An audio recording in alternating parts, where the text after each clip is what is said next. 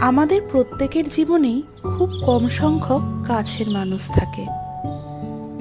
এই কাছের মানুষগুলোর কাছে আমরা নিজেদের পাগলামো, চাওয়া পাওয়া অনায়াসেই প্রকাশ করতে পারি। আর তারা আমাদের এই পাগলামো, চাওয়া পাওয়ার মূল্য দিতে জানে বলেই কাছের মানুষ হয়ে ওঠে।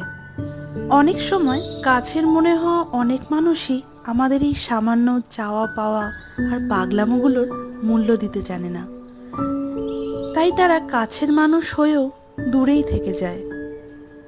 সত্যি কথা বলতে, কাছের মানুষগুলো আমাদের কাছে যেন এক মূল্যবান সম্পদ। সারা জীবন আগলে রাখতে ইচ্ছে করে এই কাছের মানুষগুলোকে।